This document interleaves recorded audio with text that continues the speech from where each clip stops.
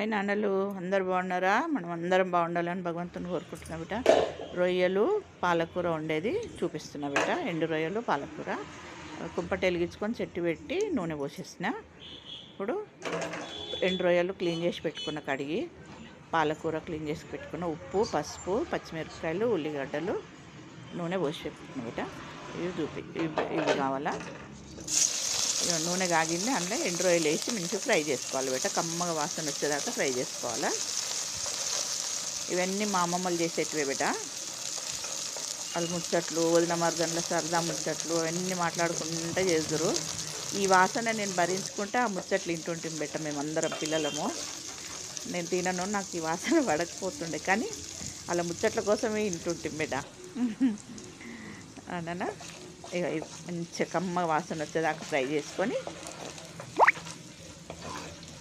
చూడబెట్ట. ఇక గిన్నెలకు తీసేసుకుంటున్నా.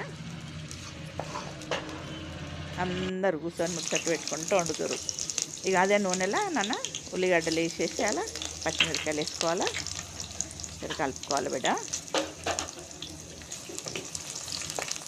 ఆ ముచ్చట్లే కమ్మగా ఉంటుండే. కూరలు, ఆ పప్పులు, అవి వాళ్ళు చేసే వంటల కంటే ఆ ముచ్చట్లు కమ్మగా ఉంటుండే మాకు.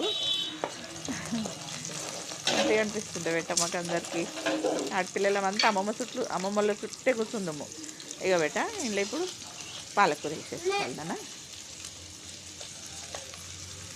వేసి ఒకసారి కలిపి అందులోనే పసుపు, ఉప్పు కూడా వేసేసుకోవాలి బిడ్డ. వేసి మంచిగా కలిపేసుకొని మూత పెట్టేసేసుకోవాలి. కలిపేసుకొని అయితే ఇక నాకు ఆ వాసన పడకున్నా కూడా మా పెళ్ళైనాక మా వారికి ఇష్టం అనేసి మా వారి కోసం నేర్చుకున్న బిడ్డ. మా వారు మా పాప ఇద్దరు తింటారు. వాళ్ళ కోసం చేసి పెడతా. ఇప్పటికి మంచి వెరైటీలు చేసి పెడతా. మా బాబులు ఇద్దరు ఎక్కువ తినరు, నీసులు ఎక్కువ తినరు. చికెన్, మటన్ తింటారు అంతే. రొయ్యలు ఇవన్నీ తినరు. ఇక బిడ్డ మూత తీసి పాలకూర ఒకసారి కలిపి ఆ రొయ్యలు వేసేసుకున్న, సరిపడిన రొయ్యలు వేసేసుకొని కలిపి జర్ర ఒక 2 నిమిషాలు అట్లా మూత పెట్టేసి సన్న సెగ మీద ఉడకనియాలి బిడ్డ. అయ్యా బిడ్డ అయింది. మంచి దగ్గరికి చేసుకోవాలి బిడ్డ.